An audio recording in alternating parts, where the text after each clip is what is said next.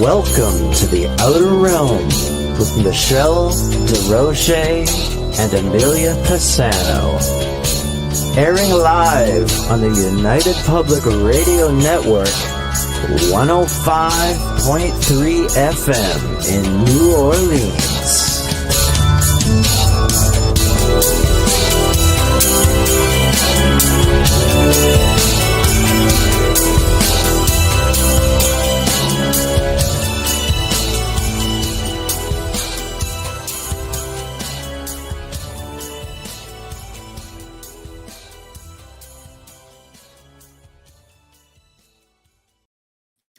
Good evening, everyone. Welcome to the Thursday night segment of The Outer Realm. We are broadcasting live on the United Public Radio Network, UFO Paranormal Radio Network, 105.3 FM from the Gulf Coast and 107.7 FM from beautiful New Orleans.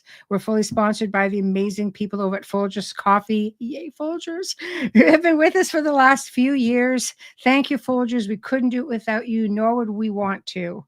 Also, thank you to Justice Snicker, a.k.a. Dr. Snick, the Sonic Surgeon, for the contribution of his music, his voice, and his time for the intro you just heard. He is an award-winning composer of Halloween, horror, and sci-fi dark wave electronic music, which can be found on all of your favorite music streaming platforms. Also, big thank you to Steve McGinnis, the artist behind the banners and logos here at the show. Check him out on Facebook and Instagram. He does amazing commission pieces, even though he technically specializes in the horror genre, of course. Anyway, tonight we are streaming live on Outer Realm Facebook, on the iCar, which is the abductee contactee website for the network. A couple of our network Facebooks, the Outer Realm. Oh, sorry, I said that. YouTube, the Outer Realm YouTube. We're on X. We are on Rumble, and we are on Roku TV. All chat rooms, as always, come to the soundboard. So that will be about 7 of them, and there is no chat room on Roku TV. So don't look for one there. Anyway, I promise you guys another really great show tonight. And I found this gentleman on X, and I highly recommend going on X and looking up Odd Old News.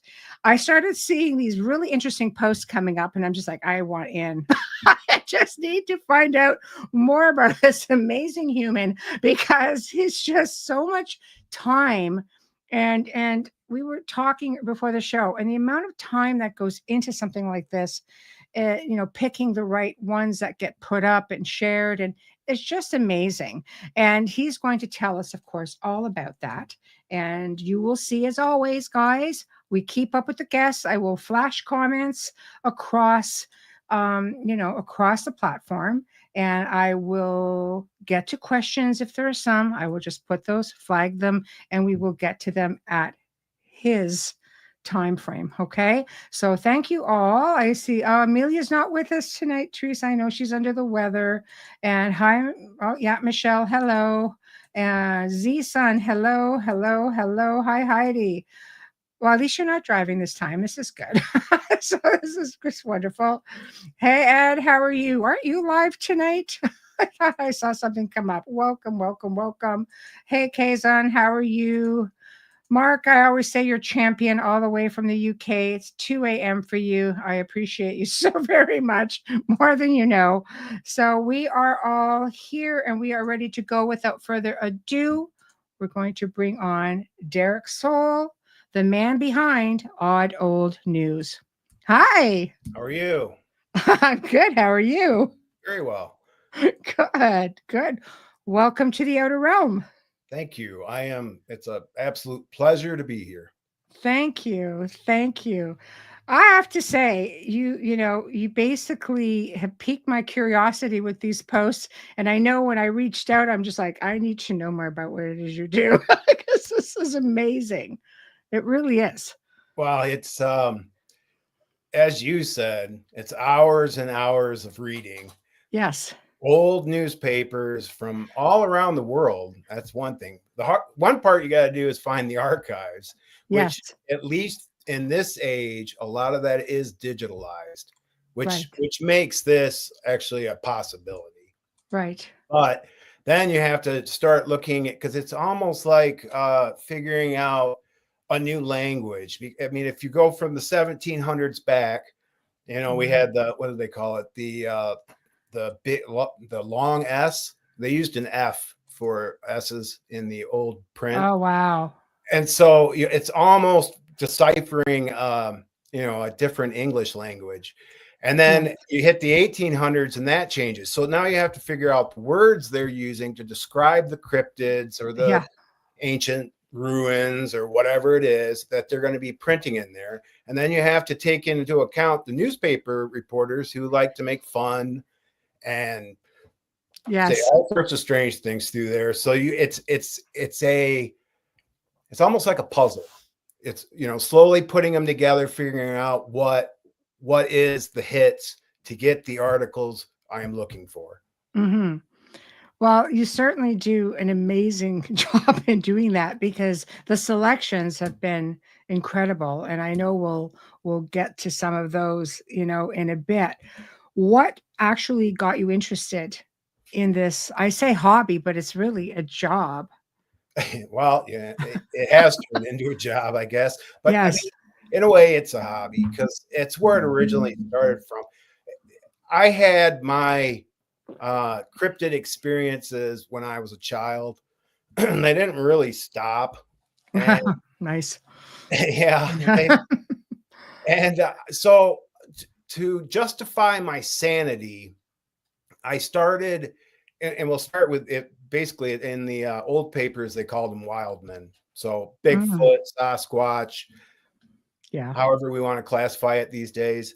Yeah. And they used to call me the Great White Hunter. I had all these names poked at me for my sightings and my experiences. And I talk about them because they were intense and they were part of my life.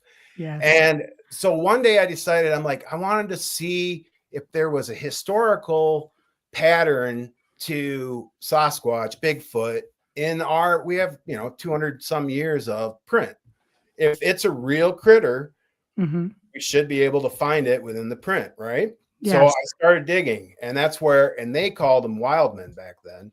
Yes. And you'll see giant wild men, you'll see hairy wild men, you'll see ape man, depending on what part and time period we're talking.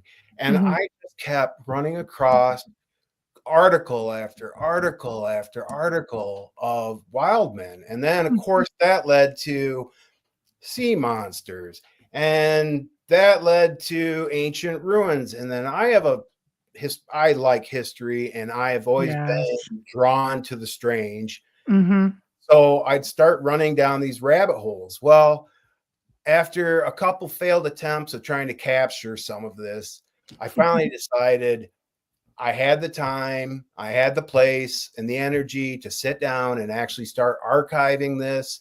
Yeah. Hopefully somebody else could find use for it. And if not, if anything else is entertaining. Yes. Yes. Well, I mean, I think it comes back to, you have all of this suppressed information that has been going on for years, and it's interesting because it goes to show you not everything could be scrubbed away, because here it is in print. Yeah, and that is actually one of my big projects that I've been working on. And I talk about it in the Substack just briefly a few times. Is trying to, first off, I'm breaking it all down, putting it all together. And my goal is to be able to set this up to where I can start looking for patterns within date, state, country. Because I have some theories going on where I see critters that will pop up, for like one stretch of years. Like there's one where I'm pretty sure it travels across the United States. Wow. So there's others where, you'll see these weird patterns, but I don't have any proof positive without putting this into, which I didn't expect to be doing all this, but actually laying this all out. I'm trying to get beyond the spreadsheet, but actually get into where I can actually visualize this and then share this, because there is a long history of high strangeness, from ghosts to critters to you name it. And it's, there are particular archetypes that we see. You have the wild man, the hairy guy. Mm-hmm. You have the little people, fairies. Yes. Which, it's surprisingly, I am struggling to find those. I think you saw on X, I posted the ladder dwarves, which were like they were like Tommy knockers. Tommy knockers, yes. Yeah. So, I mean, but those I'm kind of struck because it's hard to figure out exactly what they would call them in that time period. Yes. And a lot of times you do get caught up in mythology. So there'll be lots of fairy stories and yes, that are just stories. So, I spend a lot of time reading. But from there, I'm hoping from there I can start developing this pattern and then get this out to the groups. That I have some researchers that are on the Substack, and if nothing else, it's pure entertainment in some respects. Yeah. But I have a couple books I want to write. So there is some reasoning behind this madness. Yes. Yes. So I think the one I'm most interested in right now is the Smithsonian is kind of yes. That's me. There's enough weird things sent to the Smithsonian. Oh yes. That I'm slowly gathering and it's going to take me a while, but I'm trying to put that together. I mean, that's one pattern I'm working on right there. Well, they're notorious for hiding stuff. Yeah, and it's I'm sure time they lose things, so some of it's lost. Oh, and sometimes they just dump it in the ocean. Or bury it. A lot of it, yeah. There's a lot of weird stories around that. So, and that's not only the Smithsonian. It'll end up at colleges like California University. I've seen that, or you'll see repeated. I see them all over every country in the world. Any article I'm reading there, if it's it kind of lends credence to the fact that they may be actually real when you see that. But I also think some of the reporters started tagging that in to make it real. Yes. So you got to kind of weave through the mesh of weirdness that because you are dealing with humans and they want to sell newspapers. So you do have that. Well, you have your things, like the mermaids, the Fiji mermaid that was sort of put together and sideshow Japanese shows. Yeah, which was a put together. Yes, they were of course 5 cents a ticket. Yeah, but they do know that the Smithsonian dumped bones of giants that were in their possession into the ocean. I'm pretty darn sure they were giants. So they were giants. And then I've been tracing. There's horned giants. There are enough of them that I'm actually curious to see because it looks like there was a race of horned giants at one point running around America. Oh yes. And I do see one thing. There's a lot of these, and that's the 6, 7, 8 foot tall people, just very giant humans. Now you have the other extreme. You can go out to, there's 30-foot fines. There's, Sardinia is low. They have between the 20 and 30-foot giants out in Sardinia way. Well, yeah. Well, and you'll find, there's reports of these, and especially when you can find it's kind of fun is every now and then you'll run across somebody that actually writes down and reports all of the old finds. Yes. A lot of that you don't see reported anywhere else. So a lot of these are just little snippets that lost to history. Things they knew about, but like you said, they kind of disappear over time. They do. It's like teeth being found, large teeth. They go in to be analyzed, and it's like, what teeth? We never got any teeth. Oh yeah. Well, yeah. There's that. And then the other thing is you have the collectors. So everybody was raiding every mound, every artifact because any weird thing, the people were trying to capture it and sell tickets to it. Yes. So which actually does lead, there's been a couple fake giants. Yes. See, that's how they make it sound like is not real, because they can show this was a fraud. This was a fraud. But when you start, there's only a few major frauds, but they do get a lot of press. Yes. So, it's a double-edged sword with that. Yes. Yes. I have to ask you though, just dragons. I am with Kurt on this. Have you found anything on dragons? I'm sorry, folklore. I done an entire show on dragons that is in ancient, accounts, and remote viewers have seen them. I'm pretty I've sure worked with dragons dragon are real. energy. Yeah. Yeah. Well, and here's the thing. So I've got a running theory on that too. So I'll die on that hill with you, Kurt. Sorry. you're all right. So one thing I run into a lot in the early stage, I was looking for, actually had to quit looking for them because there's so many of them, were giant snakes. Yes. And I'd run into these giant snakes all the time. And I finally got to the point where I was like, all right, what else? Well, in there is this segment of flying snakes. Yes. And I had never heard of flying snakes. That's crazy. So I started digging, and I mean, I would find all of these winged snakes stories. Yeah. Now I'm like, okay, what are they seeing? And they're not, I mean, some of these are huge. Yeah. There's one, and I didn't grab it earlier, and it literally attacked a train. Just a train. Yeah. It was huge. And I mean, I've seen them upwards of 35 feet long, wings. Every now and then you'll see one with legs, or see a story where they have legs. But here's the thing, anything that was flying in that time period was getting shot. So our bullets didn't seem to hurt them very often, but they definitely were affecting them. And there were some supposed that died. I think they actually worked themselves. They became some of our river and lake monsters. And then you see them out in the ocean shortly thereafter, or in that time period. And some of the very big ones are from the ocean.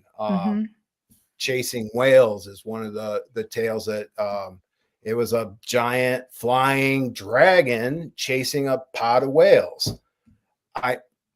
Crazy. Multiple witnesses, captain signs his name and says, I swear this is what I saw, blah, blah, blah. And so dragons, they may not be now, because we shoot everything that isn't normal. And especially, I think they come through portals. I think they're dimensional or interdimensional. That's what I believe now. Well, and that's always brings up the point is, I don't, it's not that I don't disagree with you on that. It's because where do the big ones go? And you'll see a couple sightings in a zone. And again, back to the research on it, finding the pattern is going to be the key here. But where you can kind of trace it. And sometimes the reporters actually do due diligence and trace it down for a couple different sightings. And then they disappear and you see nothing. I don't think they're underwater. They're obviously breathing air. Most of the time they're not discovered with gills or anything like that. No, but let's factor in, let's use a Loch Ness monster just for argument's sake. There have been multiple sightings there.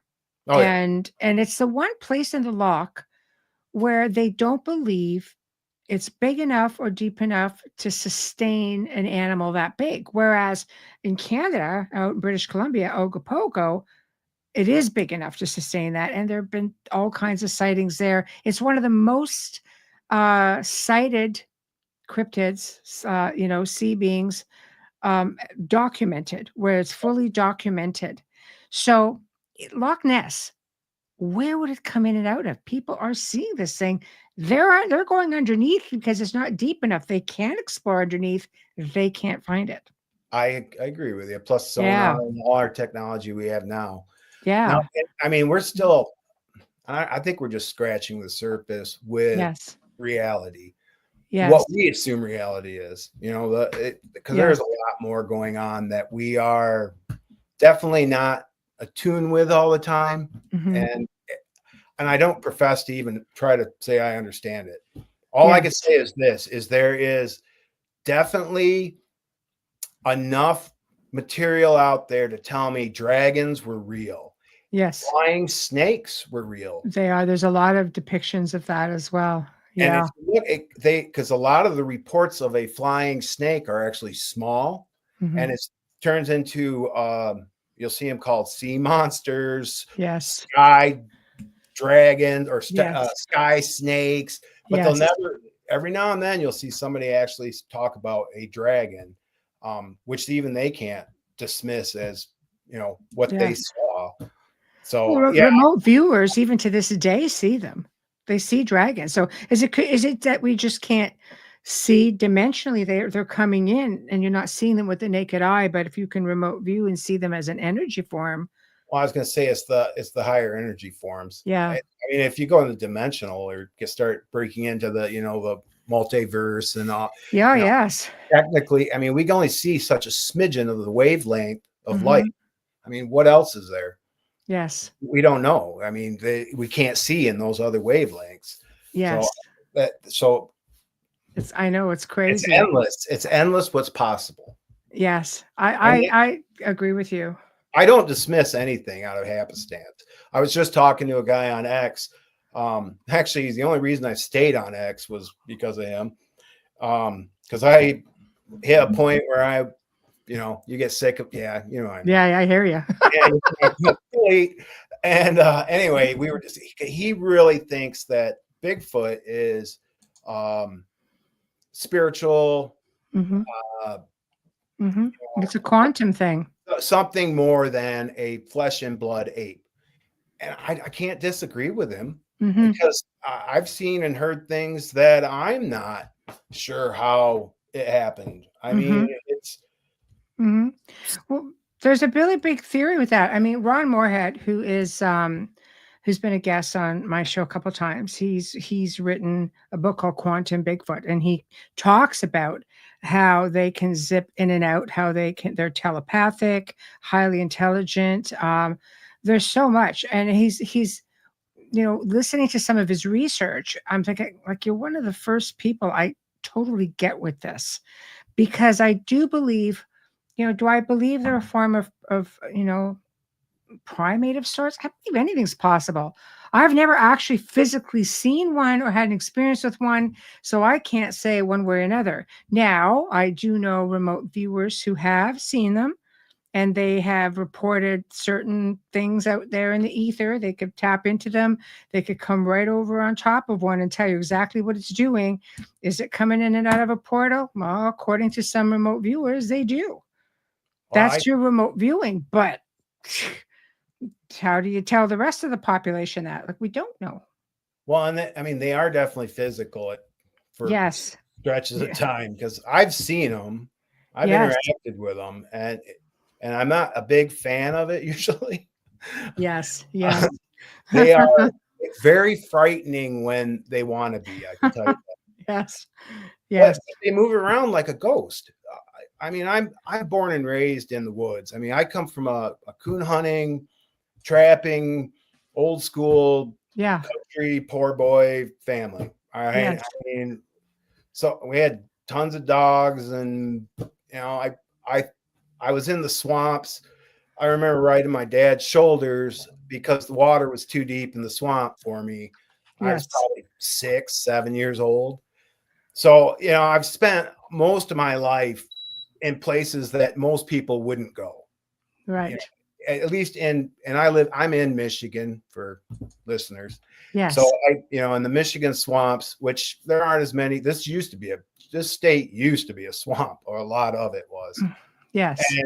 But these things can move around me out there, and I can't find a track. I've had them so close to me, walk all the way around me.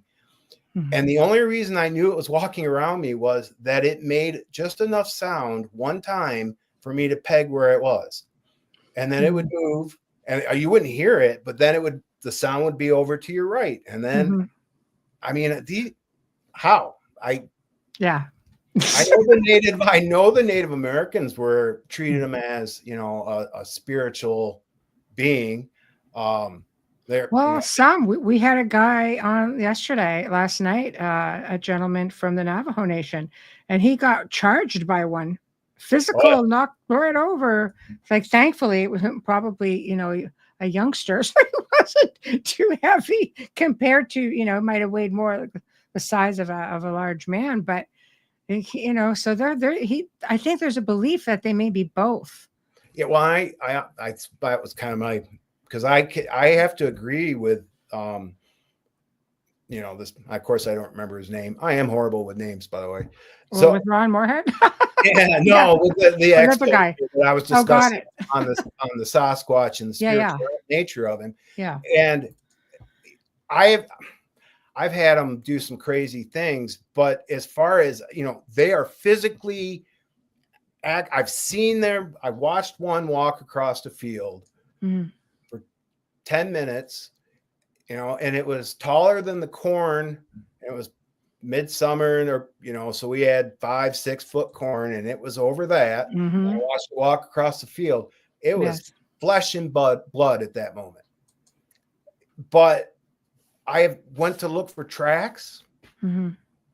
And I'll admit, days later, because I was absolutely creeped out and didn't want to go down there. Yeah. But I could not find anything.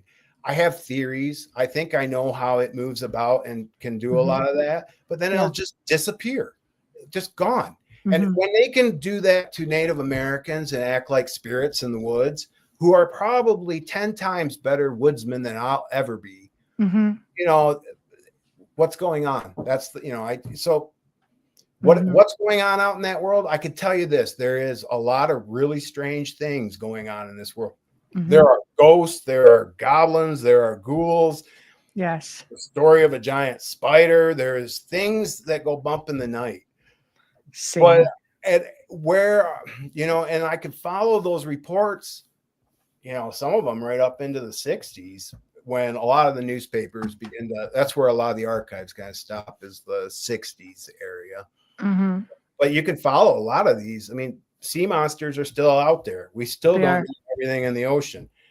Wild still there. Fairy folk still there. You still have sightings. UFOs or whatever they're called these days. Yeah, there's all kinds of them. Yeah. Well, and I've got a theory on that. I started doing research into into like weird stars, meteors, anything that moves. Because if you bump it back, because 1894 I think was the big ship scare. That's when the first kind of floating big balloon ship was in the sky. Los Angeles had a big. It was seen all over America. We still don't know who that was. But then right after that, you see all the dirigibles come out and on the balloon, everything like that. So I started hunting back from 1894 back, looking for weird meteors, weird stars, things that are acting funny in the sky. And I mean, lo and behold, there they are. They start popping out. They're hard to find. You got to read a lot of meteor reports, which that's a complete another thing. I'm shocked at how many times meteors have hit the planet and destroyed towns, killed people. I mean, it's like, wow, I didn't know any of that. It's fascinating. I guess it depends on the size of it. I grew up in a valley with a lake. I was freaking like 30 years old before my mom says, "Oh yeah, on this date, it was a meteor that just dropped right there in the lake." It was like about 5:30 in the morning. Your dad and I were going to work, saw it go in. I'm just like, I'm sorry, how long have we lived in the same house? And I've never heard this story till I was an adult living 4 hours away from you. Like, I see. Actually, read. You let me swim in that lake. You see reports of that every now and then where they'll like. Well, and there is the flaming skull that came down. That it was either a skull or a meteor that looked a lot like one. A hand that looked a lot like There's a sword. So tell us about those, because I have never. I mean, the sword and a hand. The skulls I've heard of, like even in the paranormal. Occasionally people would see floating skulls. Right. I thought, what is it? Like, what makes it just appear? Okay, But to end up in a newspaper tells me there would have had to have been multiple sightings of this. Yeah. I'm pulling it up right now. Okay. So like the flaming sword came. Okay, this is the flaming hand. Well, yeah, we can do them. Yeah, just take your time. We can do them up. Yeah. Okay, Okay. I'll read this one up because Okay. this that giant hand in the sky. I know you favorited it at one point, but it was the strange spectacle that was visible in the northern sky here last night, shortly before 11 o'clock. I'm going to skip down to where they get into the good stuff. Early in the evening, the sky, the north had a particular appearance, which, as the night wore on, took the form of flashes of light, constantly changing in color, pulsing up from the horizon and again subsiding. But with each appearance becoming more brilliant and unnatural, this continued until well past 11 o'clock, when those watching the phenomenon were terrified to see these plumes of light consecrate into a distinct object, which soon assumed the proportions of a giant hand, well formed and as distinct as if painted upon the black background of the sky. The hand appeared to be a shadowy substance through which waves of light of blood red colors surged, as regular as heartbeats in a human breast, and then fell off at the ends of the fingers in drops of the same color, almost as large as hot air balloons. The first finger of the hand pointed down towards the sleeping city, as if warning the people of some woe about to befall them. Good grief. That's crazy. What year was this newspaper? Yep, that was the Anderson Intelligence, June. Right, let me open this up a little bit. I got everything squishy. That's insane. I've just put your Substack up in some of the platforms, and we've got it. We've got it up here. June 7th, 1888. Wow. That's insane. Yeah, the Pyramid of Light's that one actually, I was actually kind of shocked with this one. Yeah. I'll read this. Is it Do all right? tell. Yeah, do tell. All right. So this is, I guess I should do the this is 1870, June 23rd, the Home Journal. All right. Wow. A Strange Phenomenon is what it's titled. Last Saturday evening, immediately after the sun had pressed a lingering kiss of light upon our hilltops, bidding us good night and the Chinese good morning, a wonderful phenomenon appeared in the valley just this side of University of the South. On Cumberland Mountain, a pyramid of brilliant light appeared about 10 feet in width at the bottom and 3 feet in width at the top, towered majestically up in the heavens and filled the minds of ladies and gentlemen who witnessed it with wonder. After a few moments' duration, it vanished. Who could explain this phenomenon? Wow. Yeah, I mean, what are they seeing? Well, I mean, there are such a thing as pyramid crafts, UFOs. Absolutely. Yeah. And again, okay, so you're on point where I'm going with some of this, because if you start digging into it, you can actually see that there are like UFO-like things out there that were moving around in the, in our atmosphere. I mean, there's the case of, was it 1500s where the battle in the sky? Yes. Okay. Yes. So, I mean, that's actually what triggered me to start digging deeper into it. I was like, I watched a YouTube episode on it, and I knew about it, but it was a well done episode. And I just kind of like took that and ran. I was like, what? Because that's like the hardest part of doing this is figuring out what they called it. I mean, it's like right now I'm trying. I have some like deep holes that I have nothing to, and Dogman.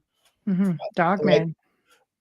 I don't. Werewolf is pretty much what I figure they're going to call it, but then you get into that's European. Dogman is here in North America.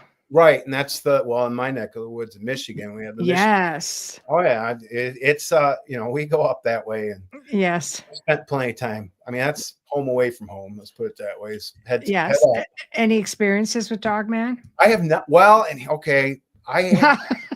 Yeah. Well, no. Okay. So it's weird. It is weird. So I'll tell you a story. Okay. And this is probably one of the main culprits that has driven me to this day. Right. And I was 12 years old.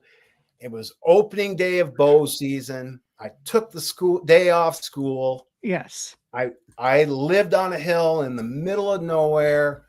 We had one neighbor within 5 miles, giant cornfields, huge woods. Okay. I walked all the way down the end of this cornfield, which was like a half mile or more. Mm-hmm. And I sat on the edge of the woods and the corn. Little boy got his little bow. I had one arrow. I wasn't going to get anything, but whatever. It was I was so excited. It was a great day. And I hear the sun comes up, just peeking up at enough light, and I can hear a deer. And I hear it walking down the trail behind me like a good deer should. And I'm getting all excited, and it stops and turns and starts walking through the woods. And I'm like, oh, drat. And I'm listening, and I can hear this thing walk around the edge. So it's probably 50, 75 yards away, but in the woods, out of sight. And it makes an owl sound. And I'm like, what is going on over there? And then I hear a puppy dog yelping. And I had coon dogs and we had puppies. So I thought one of the pups maybe followed me down hunting. And this goes on for just a few minutes. So we got an owl and like a puppy. And I'm like, oh no, the owl is going to get my pup. And I'm thinking about getting up. And at that minute, war breaks out between two giant beings that I mean, to this day, I don't have words to describe it. It was so frightening. I couldn't move. And it was a full on, these things were huge. They were screaming, growling. It was horrible. It was every night. What they look like? I could not. So picture around this corner. Yeah. It's corn in front of me. So about 6 foot tall corn. Yeah.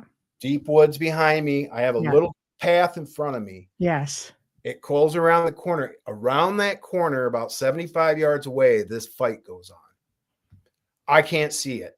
So not only can I have the fear of I can't see it. Yes. Yes. I can tell they're huge. I grew up in the woods. I know what a coon is. I know what a badger is. I know all my normal critters that should be here in this woods with me. And what I'm hearing are not normal critters. And they are big. And this goes on. It seemed like forever, minutes, but long enough that my legs were literally numb by this point. And the one that loses and obviously lost takes off running, yelping like a dog. The one that wins runs through the corn in front of me. Again, I can't see anything besides just corn, but it sounds like a train running through the corn. So then I'm left with the dilemma. How do I get home?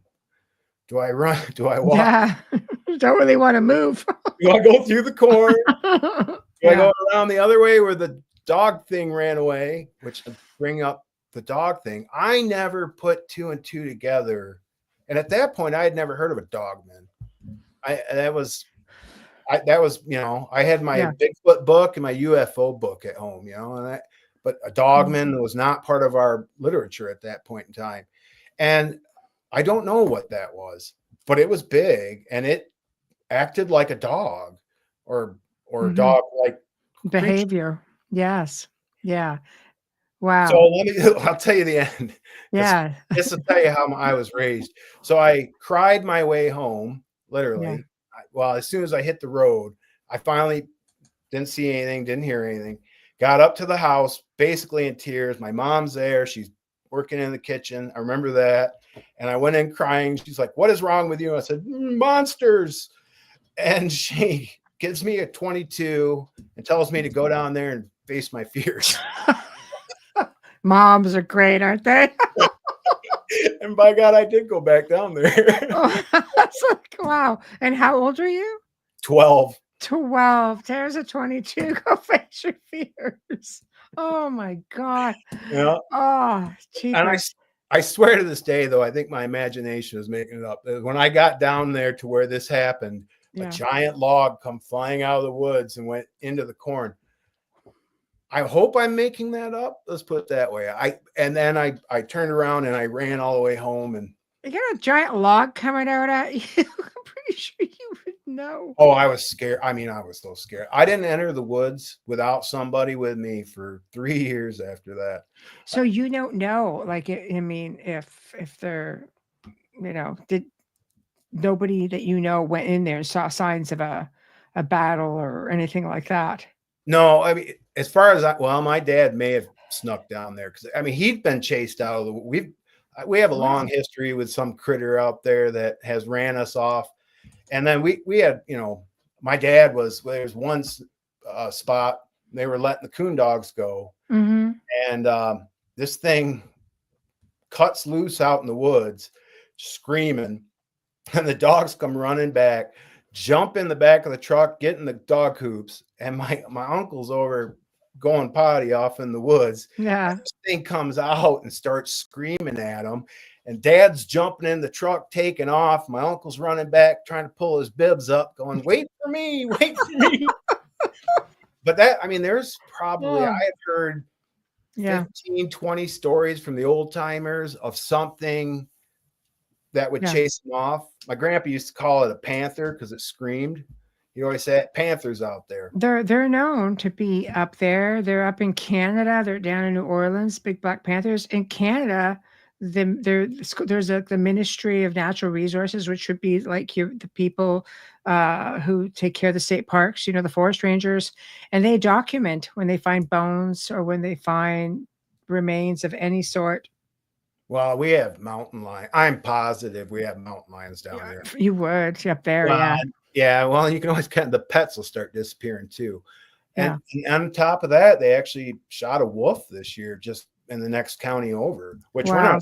Where'd that come from? We're not supposed to have wolves here either. It was coyote hunters. They didn't mean to, but it happened. So are there things that are in the woods that aren't you may not know exact they're not supposed to be? I mean, there's definitely a chance. That's why I usually don't. I have a friend that's been with me on many of these encounters, and he absolutely does not believe in Bigfoot. I mean, no, and he has been with me numerous times. He does not know what we're hearing. Right. He has not seen it. I've seen it 3 times. But and you can smell it as well, right? Like the pungent. I have a rotten nose, so what about your buddy? A pungent smell. Funny. I have no. There are certain things it doesn't fit the particular pattern that you hear. Like I've never smelled rotting whatever Bigfoot. Yeah, they're just pungent, and they do like tree knocking, and they hurl things at you. I've heard plenty of that. They actually, I just figured out. Actually, because you'll hear. So one time there's a bunch of us out partying out in the middle of the swamp. That's what country boys did back then. And that was our fun for the weekend. And this thing comes into the woods where we are, and you could hear it walking down the trail, doing it. I mean, it was being obvious. And then trees start breaking. And not branches, but trees start breaking. Well, I think what I figured, and this isn't the only time it's done this, but I think what it's doing is actually picking up down logs and then breaking them, smacking them on the. I mean, I'm pretty sure, because a lot of times I'll go look for what new trees have been broken, what new branches have been broken, and I've never been able to find like, aha, this is a broken branch that this thing did. And so I've always been kind of left with what are they actually breaking? But I think what they're doing is picking up big, giant down trees, smashing them down. They do wood knocks. I've heard that. Yeah. But they'll use that breaking of trees to tell you to go away. I can tell you that with truthful passion. If Mm-hmm. you hear that and you know that's going on around you, they're telling you don't get closer. Yes. I've Yeah. had them chase me down the river and tell me to my face basically that they didn't like where I was hanging out fishing. So, Oh, wow. and I should have paid attention. They were breaking trees. I heard it, Mm-hmm. but I was like, whatever. I'll leave. I'm in the river. I'm okay. It's daylight. I made sure I was back before dark, but he followed me back down and spent some time in my backyard here screaming at me. Oh, wow. Yeah. And what's worse is I still have like ingrained fear. I don't like the critters. So I mean, he can go hang out in the woods and leave me alone. Yeah, right. Stay off the property. Yeah, that would be unnerving because that means that they know exactly where you are. They pick up your scent or he followed. I'm pretty sure he followed. Yeah. Well, we got followed one time, my dad and I. So he was 78, and we jumped on a canoe and we did a 2-day trip out to Lake Michigan. Yes. And I was in this national forest area, and we were being followed. I could tell, Mm-hmm. and I didn't think a whole lot of it, but I made sure we set camp up that night on the other side of the river because I thought, well, we'll stay out of their territory. And they aren't territorial. I'm pretty sure of that. And I set some booby traps up because I do. Anybody that cares, they don't see fishing line. And you can put up I'll put little bells and ringers up for myself if anything comes into camp. And my grip lines got hit, and I laid there in the tent. Dad was in the other tent, and I didn't hear anything. I don't know how it got that close without me hearing it first off. And I didn't hear anything. It was absolutely silence. And at some point I must have dozed back off. But my dad had woke up from the tripwire being hit, and he was still awake. And he said, which is I figure was a lookout, started whistling. And he was freaked because he doesn't believe in Bigfoot, but he was like, there are no other things in the woods but a human being that whistles. And which he's right. There isn't. There's nothing else out there that whistles like a man except for Bigfoot. Yeah. Well, him and I spent the next couple hours in the morning breaking camp and me trying to explain to him that was a Bigfoot. Right. Oh my gosh. Yeah, I guess it's hard. That's pretty frightening. Just to keep being followed back is a pretty scary experience. Well, I think you and I it's what we were talking about a little bit earlier, is when you have things happen that are unexplained, you become more sensitive to that around you and pick up on things others aren't picking up on. I'm uber sensitive to that because I'm not a big fan of it, and I don't really want to make it mad. Really, I've had it mad at me. I don't like it mad at me. So I get, I'm really sensitive that my dad, who's a woodsman his entire life and has forgotten more than I know, he never picked up on it, but he doesn't believe in that either. So he's kind of like the house is settling kind of guy. Exactly. That's the wind. That's the wind. It wasn't until it whistled that it actually triggered him to like, that is a threat. And he was freaked out because things whistling at you in the woods is uncomfortable. Oh, sure. Sure. Well, here Alan makes a good point too. Crows can mimic most human sounds, including whistling. Right. Could you piss off a murder of crows? No. Maybe.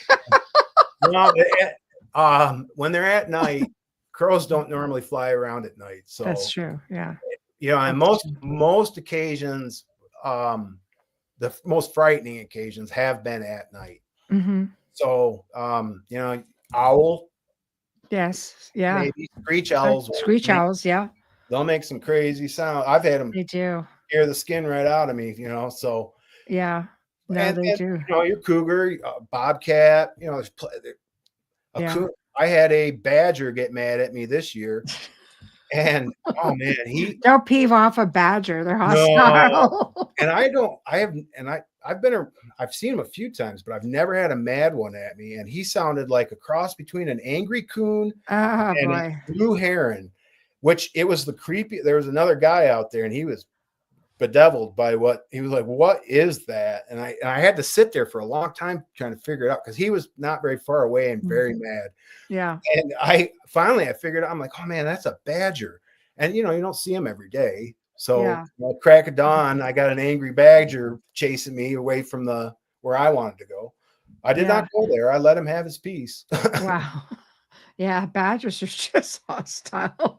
Well, that's the other thing. Is it a wolverine? Maybe somebody knows what a wolverine sounds like. Yes. Oh, yeah. Well, I don't know what they sound like, but they're highly aggressive. Well, and they're big otters, basically, or of the otters. So they or the mink or the whatever. So no, and I mean, there's always been. My dad always swore that was a wolverine that chased him out of the woods, even though it'd scream at him. Yeah. But that's what it sounds better if you say Wolverine. It sounds better if you say a Wolverine's chasing me than a badger. Yeah, for sure. For sure. Even though they can be pretty aggressive. Oh. So I have to ask this about the story with the spider. I know everybody's gonna hate me, but I have to ask. Okay. I mean, you got wolf spiders, those are pretty big, dock spiders, but if you go to the other side of the world, my daughter lived in Australia for a while, spiders, so be curious to see where this one was sighted. This is in France. France. Oh God. Been to France. Yeah, it's kind of a long one. Yeah. Hold on, I'm pulling it up right now. And it's a crazy story. All right, let me get a little drink of water here and I'll go. All right. The spider story. All right, this is the monster of Izor. Yeah. Mystery of the 14th. Barely can read it. Of Paris. I suppose we need a date, and this is 1894, September 15th, San Antonio Daily Light. All right, a singular disappearance of many inhabitants of the quarter. Basically, people are missing. That's a big spider. Eating the victims with again, death of a giant spider. For many years, it is undeniable stated that the 14th assignment. Oh, I'm slaughtering that. Called the Tomb of Isor. Somebody correct me on that. I'm sure I got it all wrong. A number of persons living in that quarter had mysteriously and periodically disappeared.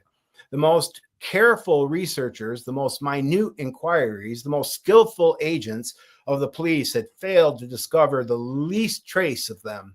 Every year successively, some inhabitants of this quarter would suddenly disappear, leaving their friends overwhelmed with grief and anxiety. It is also stated that these strange, inexplicable facts always occurred in the early spring, from the 20th to the last of March, and without regard to the age or sex. First, a notary disappeared. It was thought he had used his client's funds and fled to parts unknown. Then an old woman returning late one night from market. With the next victim, the laborer going home from work. The last victim, a young girl, a flower maker out late delivering her goods. From that time, she had completely disappeared, as if earth had opened up and swallowed her whole. Strange to say, no children had been among the victims. This peculiar fact was accounted for in this way. These mysterious disappearances always occurred late at night when the children were home at sleep. As time was drawing near for one of these periodical mysteries, the chief of police became very anxious and instituted a strict surveillance, confined the matter to a number of the most skillful of his assistants, hoping the combined efforts of so many zealous agents would surely be crowned with success. One night, the fact can be verified by applying to the office of prefector. A policeman about 3 o'clock in the morning heard a distinct musical song, which seemed to come from the bowels of the earth. He listened and fancied the sounds came from an opening in the center of the street at the foot of an enormous rock called the Tomb of Isor, of the Giant's Cave. Oh, speaking of giants. Speaking of giants, yeah. It may be interesting to state that this rock derived its name from the legend of the great giant that had been buried there many years before the Christian era, and this rock had been placed there to mark the tomb. Surprised at this strange discovery, for the opening had never been noticed before, The policeman waited, listening to the particular song, when suddenly saw a young man approaching. He knew from his costume that he was a countryman late arrived to the city. This young man also seemed to hear the subterranean sounds, first walking slowly with wavering steps as if cadence with this music chant, then faster and faster as he drew near to the fatal rock, until he ran with such velocity that in spite of the warning cries of the policeman, he was swallowed up by the mysterious opening. Without taking a moment to consider the policeman's recklessness, followed, first firing his revolver and giving one or two vigorous blasts on his whistle. At this signal, several of his comrades quickly arrived. The musical chanting had ceased, but they could hear in the dark the cavernous depths, the muffled sound of desperate struggle. By the aid of rope and ladder, they succeeded in entering the mysterious chasm, the light of their lamps revealing a sickening sight.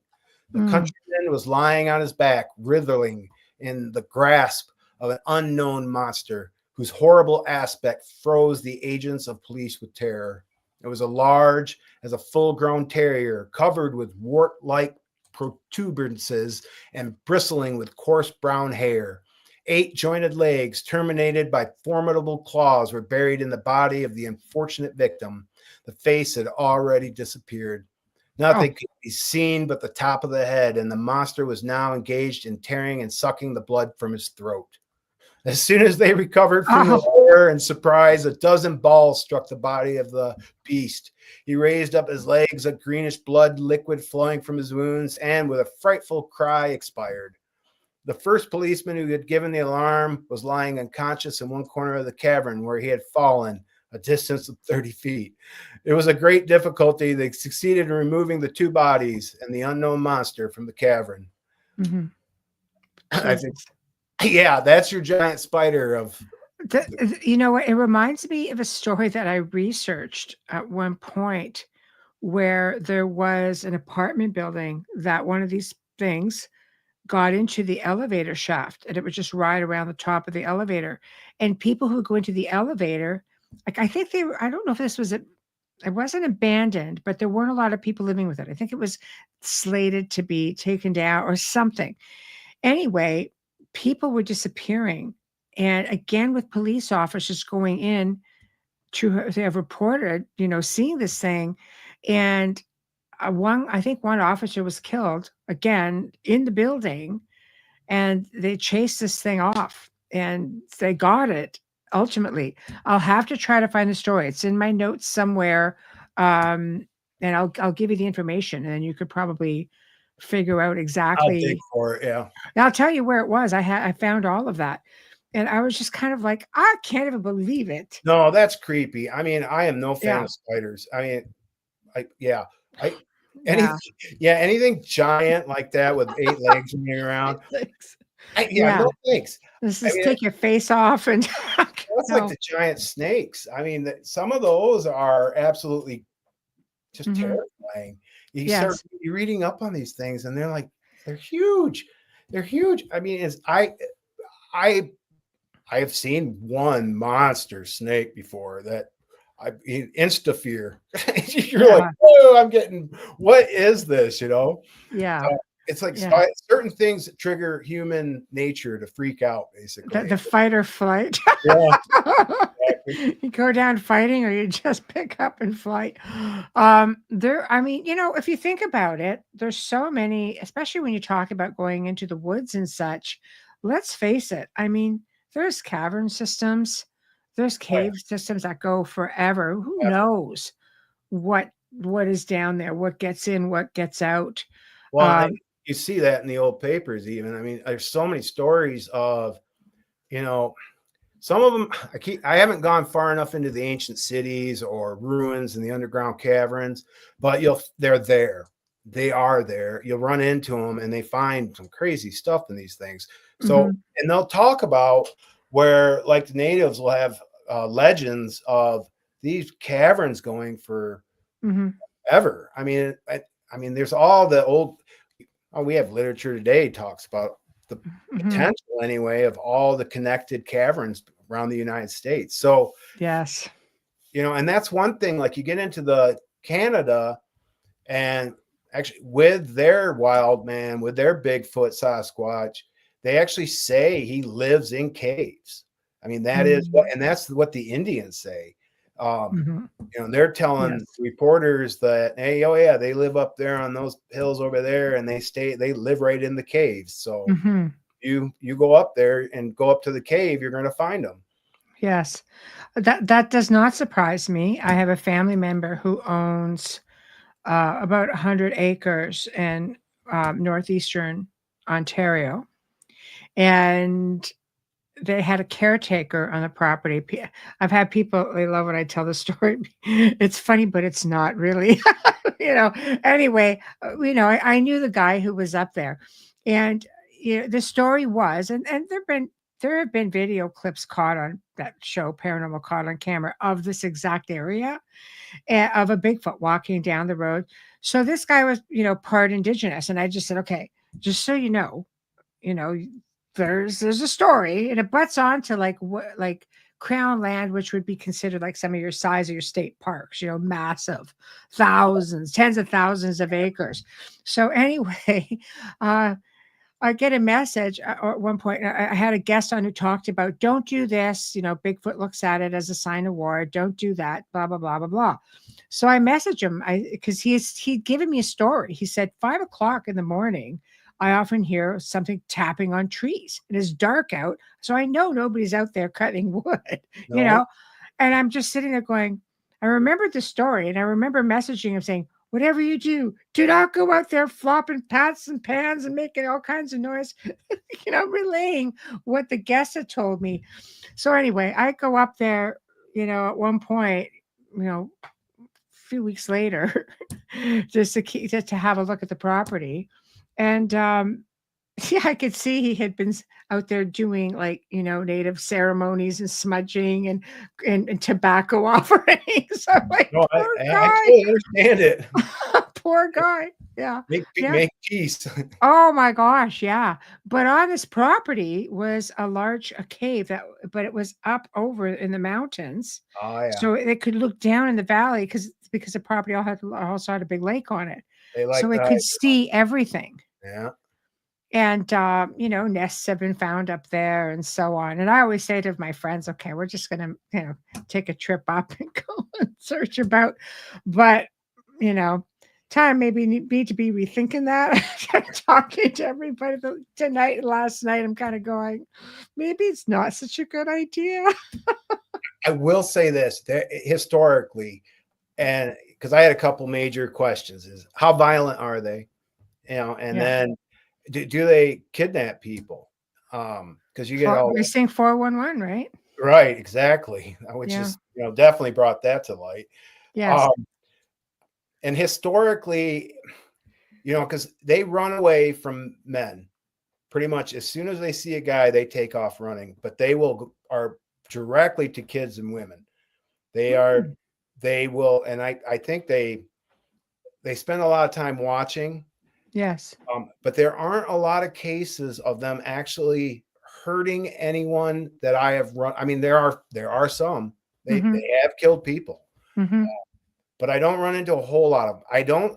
I haven't done a deep dive into like weird missing people cases. Yes. First off, I'm not sure even how to search that yet. Missing people. Well, and I'll get a lot. You just have to funnel through. It's like werewolves. You have to funnel through hours and hours of articles that aren't what you're looking for. So it's trying to narrow those searches down to where I can actually see what I'm looking for. I could give you some historical names of werewolves. That's what I do need. Oh, did you? Yeah, like the loup-garou. I got a list going, but it's loup-garou. The native people knew them as loup-garou. Down New Orleans way, the loup-garou. Up is dogman. In Europe, there were werewolves. Canada, they're wolves that walk upright, or they call them wolf people. So you have different variations, but the loup, Loup, Garou, Garou. I can write them down for you and send them to you if you want. That goes back to the 1700s, at least throughout northern U.S. and throughout the Canadian region. And that's exactly what you got to look for, because Yes. that what they were saying then is what the search terms you need to use now. Yes. And if anybody's interested, and wants to finds an archive, National Archive Library is where you can go for free searches. But if you put in singular, that was a word they loved in the 1800s, and you get all sorts of singular events. So if anybody wants to go digging around in old newspapers and just wants a single search term that can give you hits, singular is a singular star, singular. But that for whatever reason they love singular. That was like the word back then. Yes. So what is the most obscure thing that you have found in looking up old newspaper articles? Like the craziest thing? Not that the pyramid, the sword, the hand, and the skull weren't crazy enough. Well, yeah. I mean, let me read you this. I'll tell you what. Let me read you the sword that drops from the sky. Oh, outstanding. That one's weird. Yeah, it's a two-parter, so I'll have to grab the second half in just a second. But it's that somebody, I'm trying to remember who actually did the who, of course I can't grab it right now. Oh, there it is. Somebody did a great YouTube video on this. I'm forgetting his name right now, but he did a piece on this, Canadian guy. I'll have to send you a link to him sometime. He's excellent for research, way better than me. All right. Did it drop from the skies? The mysterious weapon forged for a giant that was found in the Hudson. A merchant in this city has in his business place the huge sword, which is said to have fallen from the heavens and have to have struck near Accord in the neighborhood of Kingston some weeks ago. The circumstances which led to this discovery were told by the finder, a young son, a lawyer at Accord. About a month ago, the boy says, Dr. T.O. was called out late at night to attend a patient. At 2 p.m., he returned by the river road. As he was driving near the shore, he saw to the southwest what is supposed to be a shooting star. A moment later, there was a whiz and a whirl in the air above him. A line of fire seemed to strike the water not far from the riverbank, and there was a sizzle and a splash, and he thought the meteor stone was in the river. All right, I've got to grab part two. Part two. Yeah. 3 weeks after, I was rowing with some friends in the 4 foot of water. Suddenly, the boat struck something. Putting my hand in the water, I felt what I supposed was an iron bar. I tugged at it and called to the boys to back water. In this way, we hauled out this huge sword. It stuck about 3 feet in the water and was bent at the point where it protruded from the bottom of the river, and as though it had been heated when it struck. A clergyman who had a book on hieroglyphs. Hieroglyphics? Hieroglyphs? Yes. I got you there, Derek. Tried to decipher those of the sword, but did not succeed. The sword appears to have been made of one piece of steel. It is 5 feet 10 inches long, 2.5 inches broad in the middle, and 17 pounds in weight. The hilt is 11 inches long and guarded by a huge bar of steel. Which that may be, wow. Some of these you got to go, well, are they real or not? I mean, you have eyewitness accounts, you have a testimonial. I mean, they've got this thing. Well, there's a few of them out there we'll run into, and there's some great researchers that do a lot of this. They take, and this isn't my forte, but they'll take a group or a couple articles that are connected, and they will do the backstory on it, find out who wrote it, where it was written. And, there are plenty of them that are advertising for a lumber yard, and they'll use a monster to help with and it'll sound so real that you're like, this is amazing. Yes. And then, these guys are able to go into it way further than I do. Because right now I'm surface level looking at all of it going, wow. But I like that because you're still in awe of some of the things that you're finding. You're still learning, like what you're teaching us tonight. But Wayne makes a good point. He goes, "It's a large sword. Makes you wonder who could have yielded something that size." Oh yeah, yeah. It was too. I mean, it was too big to be wieldy anyway. And Yes, for a normal sized person. Well, and yes. then I do find every now and then I find artifacts of giants, which I should have. I don't. It's actually hard to find those, but you will run into it where they'll. I wish they'd spent more time saying, "Hey, we found a giant axe," or "We found a giant spear." Every now and then you'll see it, but it's Mm-hmm. usually a sub note within the article. So Mm-hmm. it's like there isn't a I found X, Y, and Z. So Mm-hmm. they Mm-hmm. are there where there is, because that's one thing. If you have giants, then they had to use giant tools. Yes. Yes, absolutely. And I'm So I sure mean, there's a lot of it that's hidden right now. And and who knows what's in places like the Grand Canyon, things that are right. We sharing a brain, picking up on what I was saying. A yeah, little bit of telepathy there. there's places, well, and then Yeah. some of these giant state parks and federal grounds. I mean, is there a Yeah. reason why they turned it into a monster woods? I mean, is there something? Oh, Yeah, I mean, what's and then yes. you get the stories where they do run into and they find something and then quickly bury it. They make sure it's not found anymore. There, So I mean, there, there's they places don't want you to see anything else than what they give you the I've taught picture, you their narrative. their Come narrative. on, there's ancient structures that have steps so big. You're this big on them. It was meant for something or someone so much bigger. Like Alan There's said, there are doors that are. yes, I have been to different parts of the world where I am in buildings and I'm looking up at a door, and they put a little man door in the big door, and you look wow. up and you're thinking, uh huh.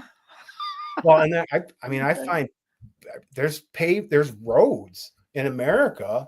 I mean, Yeah. because that's one place where our ancient archaeological is limited to, it seems very limited anyway. Oh, And yes. so if you start digging into it, you start noticing that there are there's these roads, these caves, these um, structures. It's like the mining. I can't tell you how many caves, mines I've read now of ancient copper. All right, so we know the Michigan copper mines. I mean, I've been there when I was a little kid on a trip. Yep. Mm-hmm.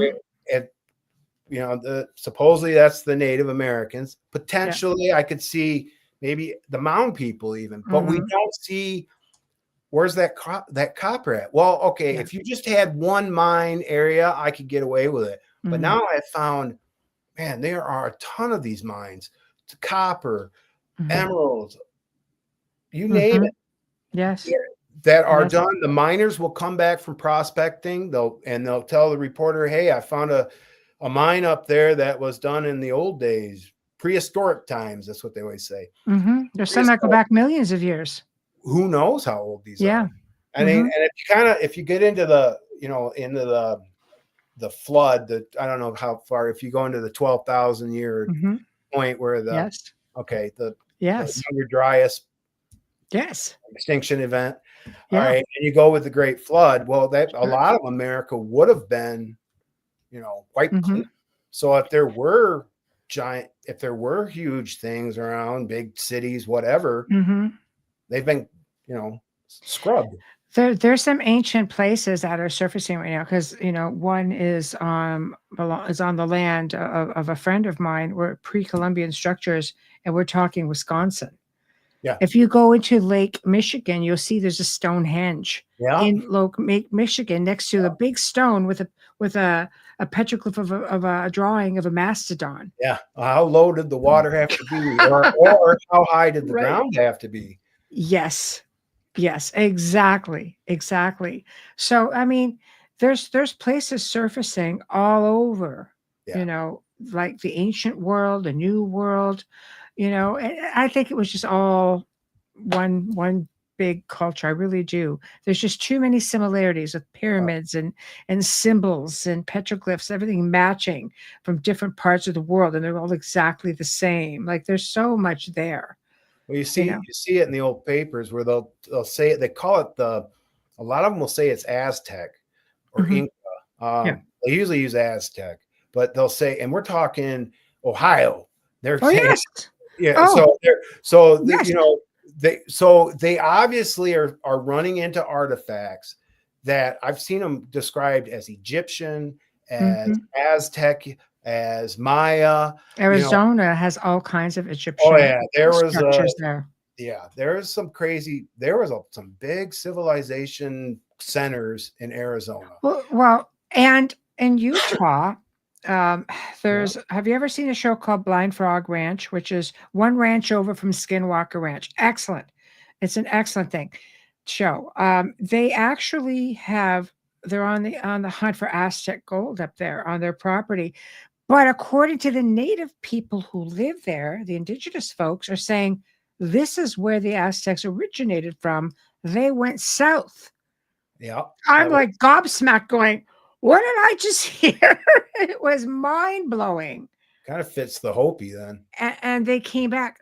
No, these weren't the Hopi. No, I know, but the legends of traveling cultures that travel. Yes. But you see, they traveled to South America and Mexico area from the northern mid-United States and then returned when the conquistadors came in. They came back. So they're finding all kinds of stuff on this. And it's one ranch very, very close to Skinwalker. Well, that's one thing. I'll give the audience two ways to make money off old newspapers. One is if you can locate those meteors that came down, because a lot of them hit and some of them are big, and they didn't all get found, and they usually give you a pretty good location. I don't know if anybody's doing that right now, but in my head I was like, boy, if I had a body that would let me, I wear a meteor. I would go, because some of them are very like this location, this point. Yeah, they're valuable. And then the other is there's a lot of stories of gold and treasure, and that I'd never heard some of these. I don't post them very often, but you'll see them where they'll talk about these old treasures that are lost to history. Yes. And meanwhile, if you dig, you'll find them. There's a lot of these papers that are still, out there with things. I mean, I could send you clippings of lizard people sightings. And that's so like lizard people's one that I've struggled finding on. I'll send you what I have. Men in Black is one that I'm struggling finding. How far back does that go? And so I've been I've struggled look. I don't know what to look for in that. Yes. The Dogmen, I have not been That's just wording, I think, though. It is. It's just it's deciphering and then doing a lot of reading, which it runs me down these crazy, because the hardest part for me anyway doing this is that I'll look for Dogmen. Well, and I'll be into whatever search term I'm using, and I'll find something else that's really cool. And then I'm like, whoa, I'll say, I'm going to search for that now. And so I'll run down these rabbit holes, and then I'm like 4 hours later, I still haven't found a single Dogman story that I wanted. Oh God, really? No, it gets hard. That's why I started the Substack, because I find all this crazy stuff that I just love. Yeah. And I've got to capture this. I can't just let it sit. Yeah. It's like I'll never, without the proper words, I'll never remember that, for one, nor will I find it again very easily. So I just started grabbing it and sticking it in the Substack. And so you never know what you're going to see in there. I mean, one day it could be a week of sea monsters. I mean, if I'm running a rabbit hole, you can usually kind of see it in the Substack, though I do try to blend it out a little bit. Yeah. So. Well, I'm going to send you two articles that just kind of goes back to lizard people, and a story of in Malta as well as in California. I'll send them to you. Now that I have you, I'll send them to you. Yeah, because a lot of times I can snag off those just search terms. Yeah. Because because sometimes it's just finding that it's just that key. It's a key. I'll get you on the trail with what I have. I'm happy to share it up. Thank you. You're welcome. Yes, Kazon, as far as the pyramids go and the story that has been broken, Dr. Zai Hawass he's been noted. There are articles going back to 1996 stating clearly that he knew there were tunnels under the complex. Not new news, but funny how it comes up. Think about what they don't want you to know with all these incredible discoveries. Louise is wondering, have you ever found anything about the black-eyed kids? Nope. Nothing on the black-eyed kids. And I have looked. Yeah, that is one where, it's finding the right search term in that one. Yeah. Yeah, that's a big one as well. Another one that intrigues me is the giant eagles, which I guess the indigenous Native American people would call thunderbirds. Yeah, and so you have actually two types. You have the pterodactyl, yes, whatever. Okay, yes, and then you have a giant bird, like an eagle. Oh yeah, of sorts. Yeah. Actually, I have one short one that that will fit right with us here, because that is, I mean, basically what I see often is one thing I've kind of gotten figured out is the eagle gets bigger than we think it got. So I mean, I think the wiki says like 7-foot wingspan or something close to that. Maybe it's 8. Yeah. But I see a pretty regular occurrence of, not a lot, but they're out there, of 8, 9, 10-foot wingspans, which I don't know if you've ever been next to an eagle, and I have. They're big, yeah. They're huge. Yes. They will stop you in your. I have one that tries to eat my ducks out here all the time. Wow. So him and I have arguments occasionally about that. And he usually wins, by the way. I back right up. But the other thing is, and then there's the bigger thunderbird, but that, 15-foot wingspan and above. And you'll see they are there. They're not very prevalent where I run into them on a giant, where I see it on a regular basis. But I do run into, I have quite a few of these eagle ones. Oh, I actually saved this one. But you know what? Like once in a blue moon now you'll hear about them. So where did they go when you have so many that have surfaced? No, I agree with you 100%. So this one is a mind blower. This is eagle foils flyers. Aviators fail. This is, I'll give you the year. I'm sorry. I'm horrible about that. This is the Evening Public Ledger, August 23rd, 1919.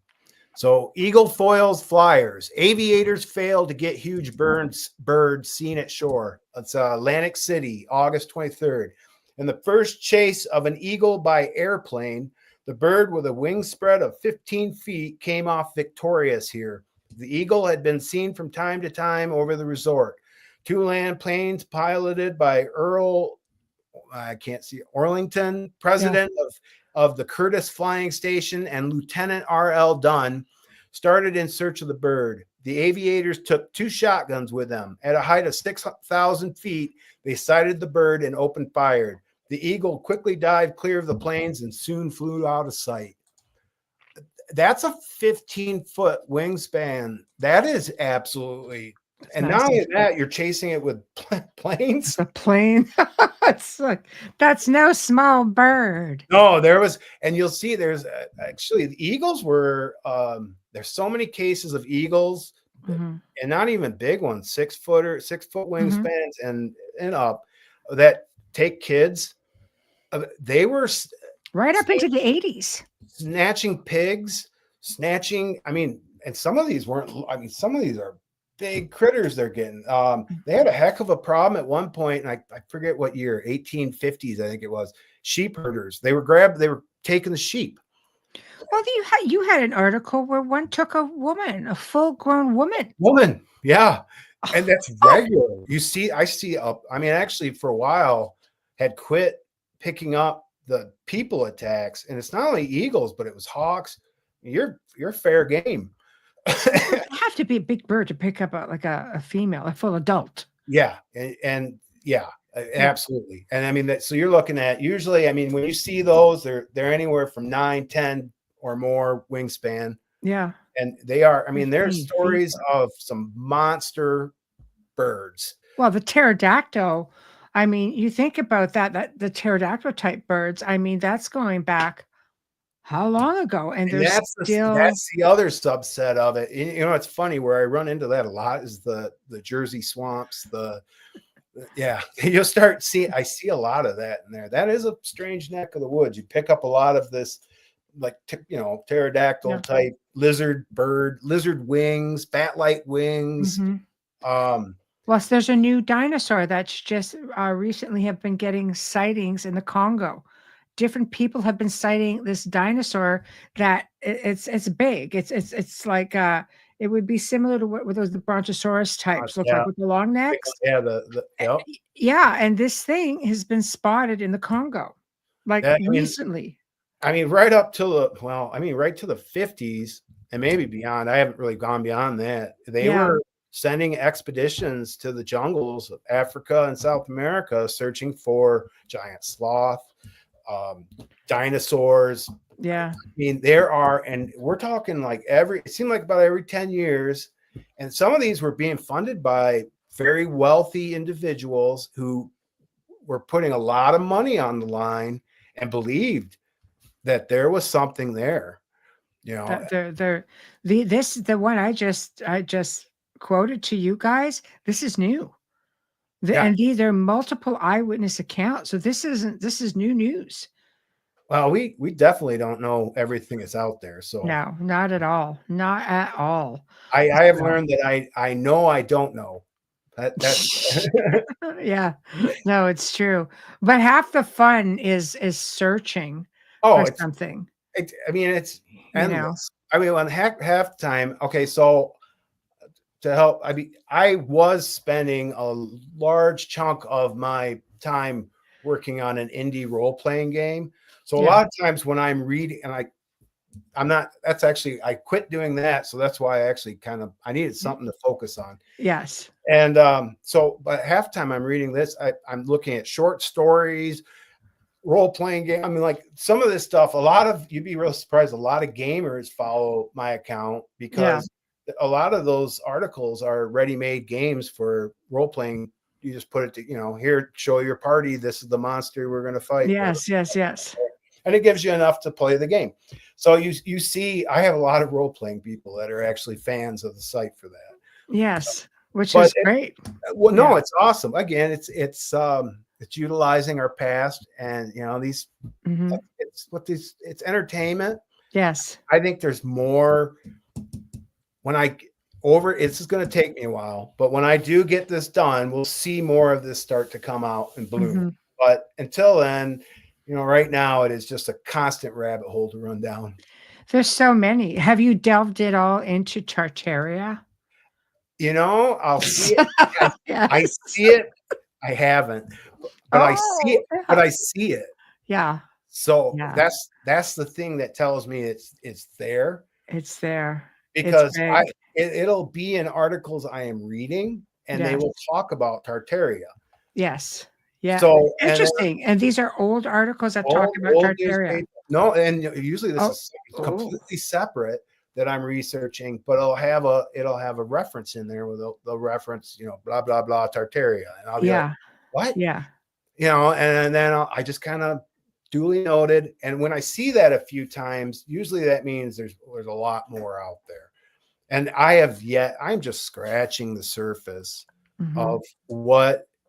I mean, not only is there so many things I'm interested in that I want to research, but that there are like my wife tells me, she's like, well, you're going to run out of things to find. And I'm like, I don't think I am. Yeah.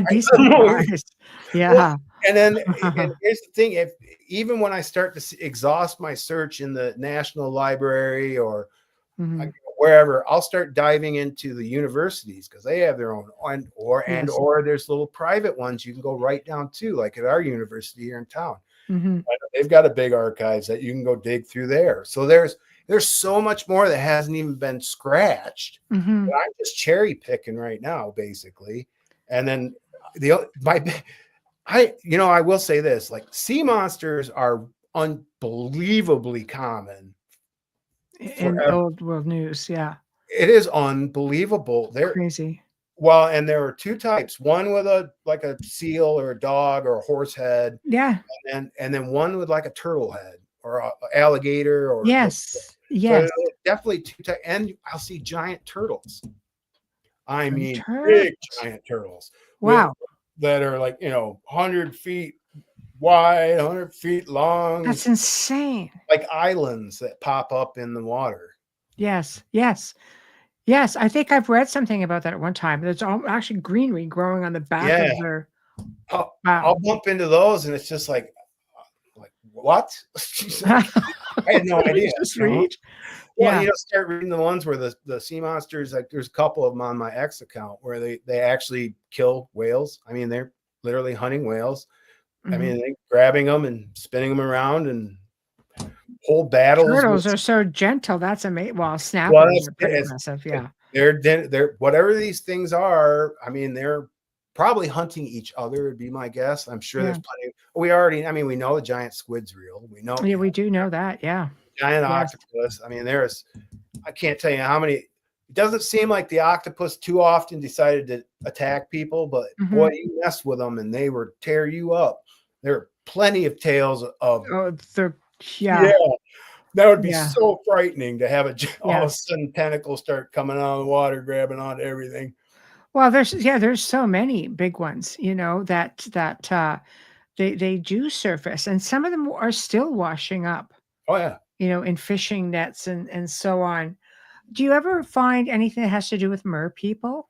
I do. I run into there's a crazy story out of Spain that it's way too long to read. Yeah. How far back does it go? Like, is it? It's mid 1800s. Okay, that's old. Yeah.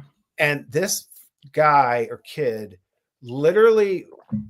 I'm not really sure. I'll actually send it to you at some point so you can read the whole article. It is on the Substack, but I think it's in the archives. It cuts me off after a while.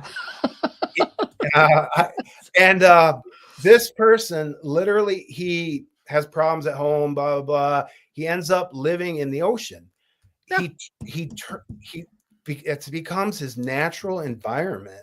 He becomes a merman. He swims. He lives 5 years out in the ocean. They capture him, bring him back to town, try to fix him, make him a real human again. He finally, after years of living in town, he wanders back off to the sea and disappears.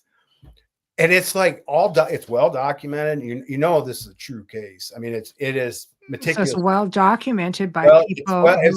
As documented as that time period. As that time period allowed. Yeah. Yeah. But as far as mermen, I think I actually have a couple right here. You want me to hit one? No, sure. Yeah. I think I grabbed a couple. It's really interesting how people perceived, different things. Yeah. And the mermen you see usually are like half fish. Yeah. So here's one, and this is from 1892, the Daily Public Ledger, July 25th. Here's a first-class fish story. A special from the Green Up says a quartet of prominent citizens, including B.E. Rowe. They love using names, by the way. That makes the story real. Solidifies it a bit. Yeah. Yeah. The county attorney, George A. Connor, the county and circuit court clerk, Charles Schmidt. We'll go through. Yeah. Yes. Engaged. Yes. There's a whole bunch of their names here. Yeah. They were camping on Little Sandy near Kuntz Pond, engaged in hunting and fishing, and going over a trot line they had set in the pond. They caught a particular monster, animal life that had been the wonder of hundreds who have viewed it. The head and portion of the body was like that of an alligator, and half the body of that of a male child. When taken to the boat, it made the desperate efforts to escape, but was caught in the throat with a large gaff hook. Sorry. Yeah.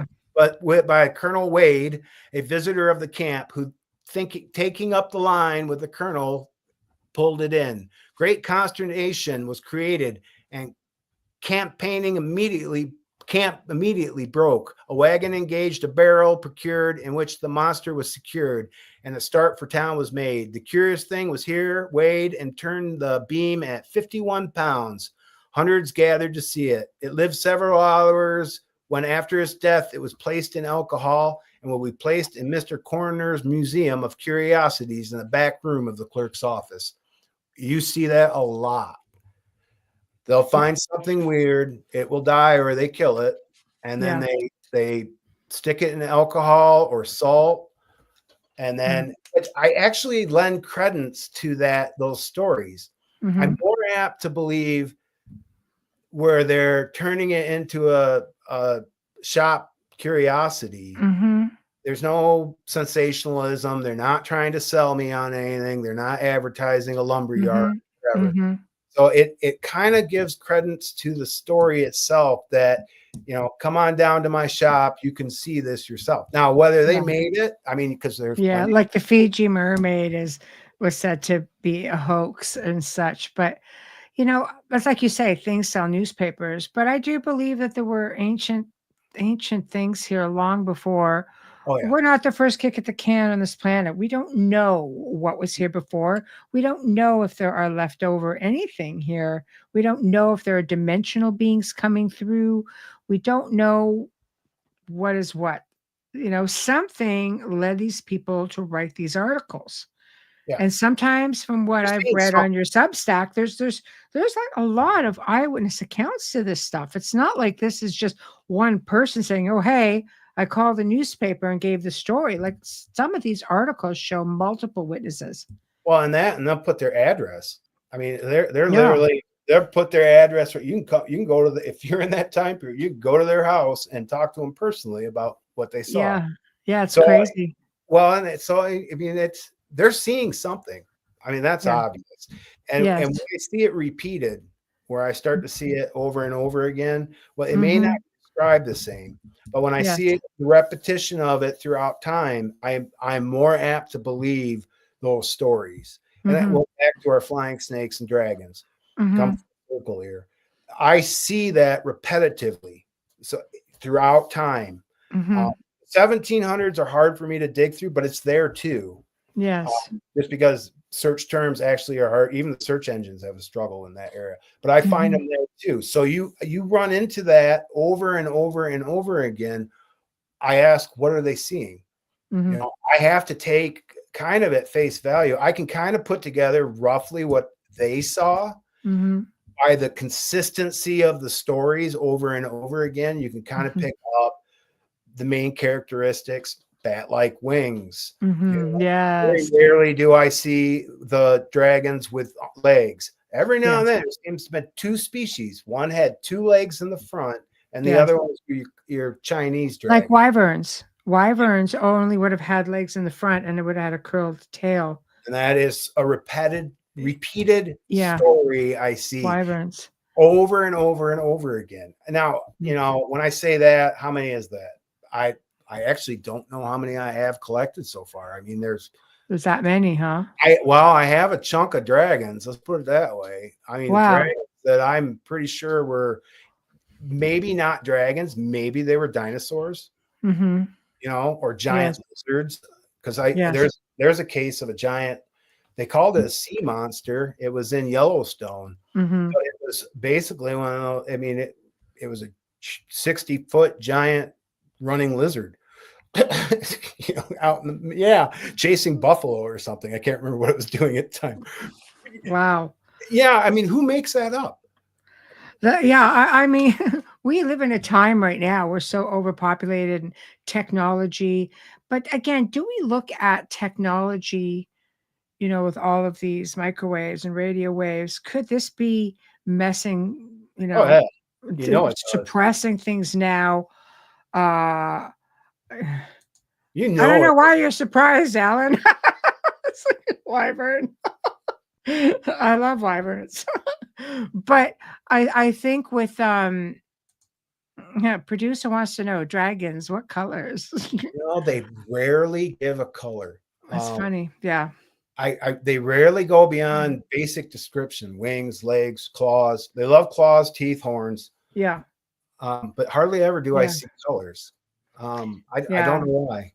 See, back then we didn't have satellites or radio waves back in 1718, even early 1900s, that just started coming in with, with power lines and such. It just makes you wonder if that somehow either does it suppress it? Because I would think it would just amp things up personally, feed that energy, but our words reflect what we learn. So as we see more color through TV and so forth, our descriptive language, you could see the change in the English language through the hundreds of years of it.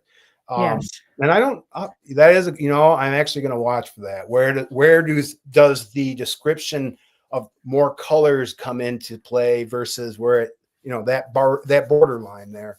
I'll be curious myself. I've got a lot of these little curiosities in there that it's like, I find that fun. I mean, that's like, that is what I do right now. So for me, that's like entertainment. Yes. No, I totally love it. And I definitely think we should do an uncensored show sometime. It's the day show. So when you think you have a free Tuesday, I'll let you know what the next few available dates are. We're into end of May, unfortunately, but it gives you a lot of time to plan, because I think we could really get into some crazy stuff then. Yes, and I can lay some of the because as we were talking earlier, history is not polite, and there's a lot of yes. I have to censor a lot of what I put. Now I will. I put quite a bit up on the Substack, but that's also why you do run into the paywall in there. Daily, I think it's weekly is free pretty much. I try to, and if you see one paid in there, a lot of times they are risque. Right. Got to pay for the juicy stuff. I know. Which is, your Substack is oddoldnews.substack.com. And then whatever gets posted on X is, I usually make sure that it hasn't, I take the risky out. I don't You can over there though. Well, I try not, I don't want to, I'm not there. I'm trying to just, share what I find and what I love. So the Substack, I'm so grateful you do though. I really am, because that's how I found you. Well, and that's going to say, if anybody's doing heavy research and they actually are working on a project on cryptids or whatever else, if you can email me on the Substack, get hold of me there, and I will, you'll work with them. I'll work with you and help you out figuring out what you need and what you want. Because I'm not doing this for money. If I write a book, I'm going to, hopefully that'd be great if I could make money, but most authors don't. So it's true. It's true. You do it for the love of the story. So this is me doing this for me and then sharing what I enjoy. So I mean, I hope others can find use of it, and and we can do it again for sure. Okay, we shall. So I thank you so much. We're pretty much at getting to the top of the hour. So basically, guys, go and find Derrick at oddoldnews.substack.com. I put it up in the feed. It is in a show description, so it's going to be there, and it's up. It's been up here off and on the show. So you watch the show and you'll see it right there. Find Derrick also on X under Odd Old News. Nice and easy. See, Mark says he's been following. There we go. Yeah, see, so this is great. And super interesting. I'm gonna go back and watch what I've missed. Yes, absolutely, guys. You have to do that. I know. See, Wyvern. I love you, Alan. So thank you. And I'm going to be in touch with you. I'm going to send you a couple of those articles. I'm going to look for that story about the spider as well and send it to you. So maybe if you have a timeline or a place, you could go and find it. Maybe there has to be something out there on it, because I found it. Yeah. Well, I'll go digging. Yeah, there's an article out there, obviously, because I found it. So I know it's there.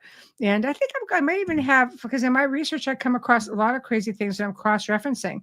And I may have a couple of other crazy things that I can send as far as this goes. But I do have actual little photos of newspaper clippings as to the couple of things I'll send you. Cool. Thank you very much. You're very welcome. So thank you for joining me, and I will be in touch with you with some dates right after the show. All right. Well, thank you. And everybody have a great night. Thank you. And you as well. Thank you so much for joining us. All right. Bye-bye. All right. Bye now. Well, everybody, we have come to the end of another fantastic segment here on the Outer Realm. Wasn't that just awesome? Gosh, he's just such a wealth of information. And this is something that you guys can all do. It's just out there to be found. Just taking the time to get through it all, I think, is, like he said, probably one of the most time consuming parts of what he does. But it is out there. Very interesting stuff. So next week, guys, you basically, I've mentioned, right, that we have, let me just get my paper here. Okay, on Beyond the Outer Realm, which is going to be next Tuesday at 2 p.m., we've got Luke Eastwood, and he is going to be talking about his book, which is, you've heard me talk about this, and I've talked about this on shows, and he went on and went full on, wrote a book about this. Scotia, the Lost Sister of Tutankhamun. And let me tell you, what a story it is. And for those of you that don't know it's a thing, trust me, it is a thing. Absolutely is a thing. Next Wednesday night, we are going to be doing open mic, but we're going to be looking at mysterious places, mysterious locations that are also intriguing. So this could end up being paranormal, could be historical, could be just something crazy, supernatural, high strangeness. Obviously we're going to start off with a little bit of what's in the news, but we're really, because there's crazy stuff just happening right now. So we're going to get into that, but there's also going to be a show that's going to have a lot of structure. So that will be a lot of fun. And Preston Dennett joins us again on Thursday, and we're going to be talking about UFO stories in Antarctica. We all know how I love talking about Antarctica. So this is going to be a thing. So anyway, big thank you to our sponsors, Folgers, Justin Snicker, Steve McGinnis, and check out the archives on YouTube and such, and anywhere that you can find your archives. So anyhow, guys, thank you. I just want to get to everybody. Thank you, Kays, and thank you. You guys are just awesome.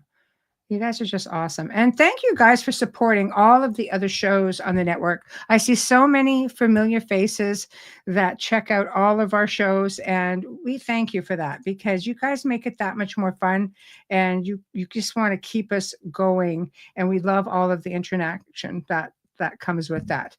So big thank you. UFO Paranormal, United Public Radio, 105.3, 107.7 FM. We shall see you guys all next week. Have a terrific weekend. Good night.